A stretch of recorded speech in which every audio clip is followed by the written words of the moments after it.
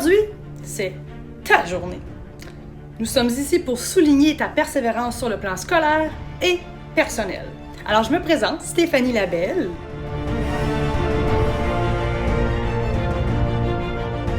Je suis cofondatrice de Évolution, Camp Trilingue et Innovation, que j'ai cofondé avec Geneviève Lapointe-Larouche.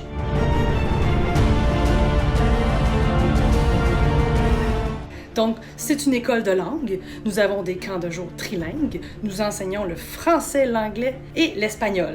Mais c'est la francisation surtout pour les allophones. Bonjour, mon nom est Claude Lévesque.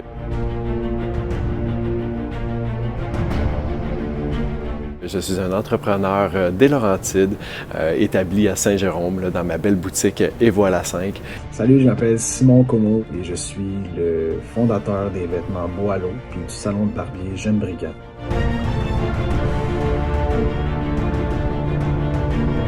Hugues Néron.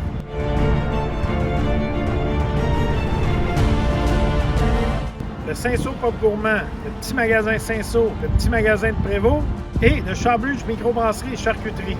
Avant tout, je voulais prendre un petit moment pour vous féliciter de votre présence au gala ce soir. Félicitations, si vous êtes de ce gala, c'est parce que vous avez démontré une force de caractère.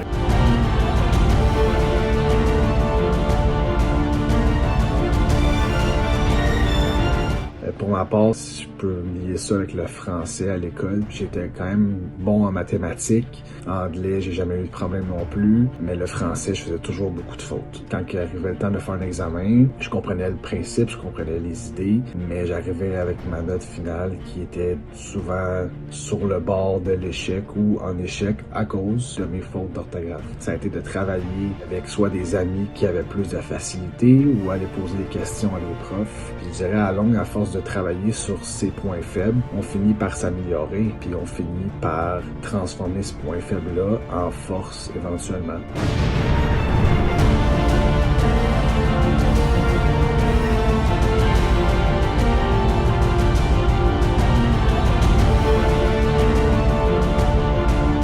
Moi, quand j'étais plus jeune, j'étais super curieuse. Dès l'âge de 3 ans, je savais lire, je voulais apprendre tout sur les animaux, les dinosaures, j'en voulais toujours plus. Et à l'époque, dans les années 80, la maternelle n'était seulement qu'une demi-journée. Alors j'avais beaucoup de peine de ne pas pouvoir apprendre toute la journée à l'école. Donc ma mère devait vraiment me stimuler à la maison.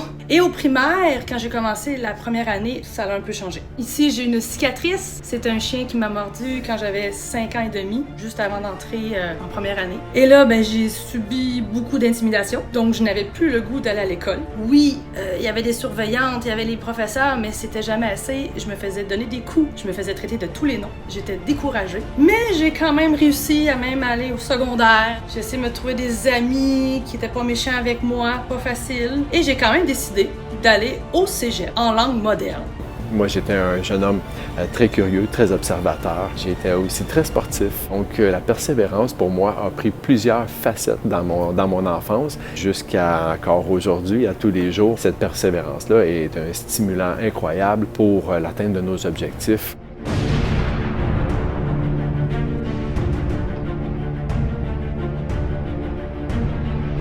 Quand j'étais jeune, j'étais un gars bien normal. J'étais pas quelqu'un de loud, je cherchais pas d'attention vraiment. J'étais quand même assez réservé.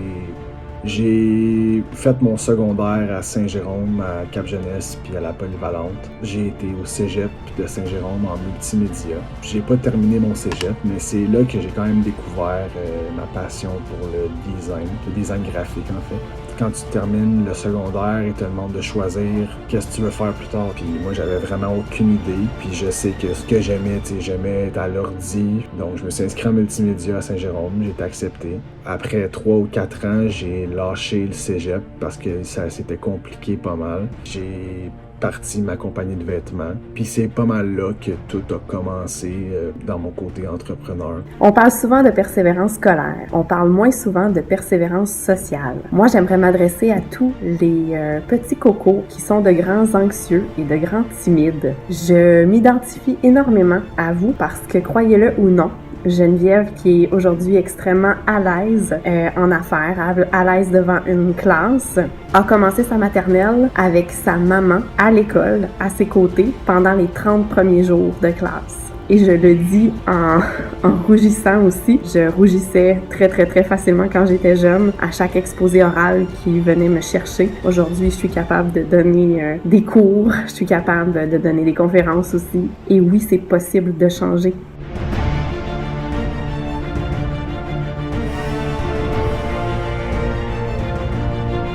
Je dirais pour moi, c'est être positif.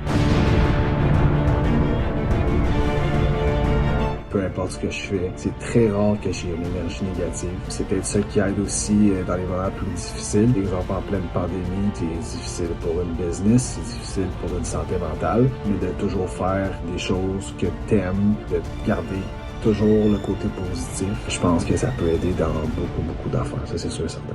Moi, j'étais très, très, très patiente et je m'entourais aussi. Il fallait s'entourer d'amis, d'adultes qui me comprenaient. Évidemment, il faut essayer d'être calme là-dedans quand on est persévérant. Alors moi, je médite beaucoup, ça m'aide. Les décisions sont plus faciles à prendre parce que oui, surtout sur le plan scolaire, c'est demandant. On travaille, on étudie, on a des examens. Il faut apprendre à relaxer un peu. Trouvez-vous qu'est-ce qui vous rend calme, que ce soit le dessin, la musique, l'activité sportive, une qualité très importante. Et surtout d'être attentif. Soyez attentif à vos enseignants, super important. Donc, ce sont les qualités les plus importantes. Le calme, la patience, être actif et également d'être attentif au monde qui vous entoure.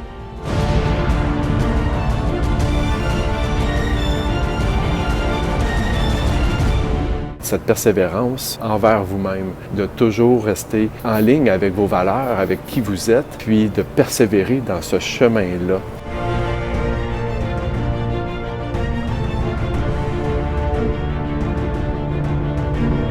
Honnêtement, c'est juste le travail. Oui, j'ai réussi mon secondaire sur papier, j'ai mon diplôme, mais au cégep, j'ai pas de diplôme. On peut dire que j'ai quand même réussi à gagner ma vie en partie avec ce que j'ai appris au cégep. Ça a été de trouver évidemment ce que j'aimais faire dans la vie. Ça, c'est la chose la plus difficile. On peut avoir un paquet de passions, mais comment qu'après ça, on peut gagner notre vie avec nos passions, ça, c'est autre chose. C'est de faire un plan, c'est de travailler sur ses objectifs, sur ses projets.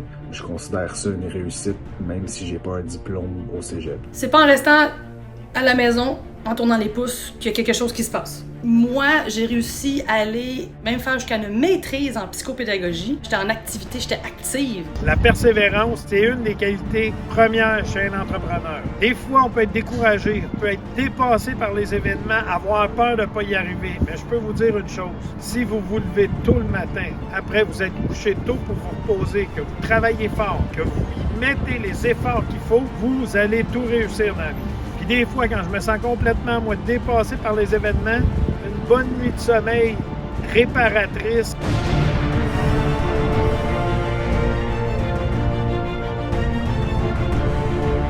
Puis le lendemain, je repars très tôt le matin, je travaille fort, j'arrive toujours à régler toutes les situations, les difficultés, les défis auxquels la vie ou les affaires peuvent m'amener.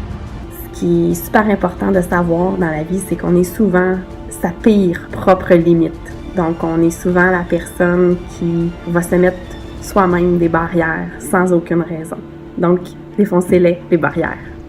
Mon message en terminant s'adresserait aux jeunes entrepreneurs. C'est sûr que l'école traditionnelle peut être plate puis long des fois pour vous, mais gardez le focus. Travaillez fort, finissez votre secondaire, ayez votre diplôme en main, vous allez être fiers de vous. Puis après ça, vous allez avoir tout votre temps puis le reste de votre vie pour partir un projet ou travailler sur votre business. Mais c'est toujours bon d'avoir en backup son diplôme d'études, on sait jamais. C'est toujours bon d'apprendre, lisez des livres, lisez sur des sujets qui vous intéressent.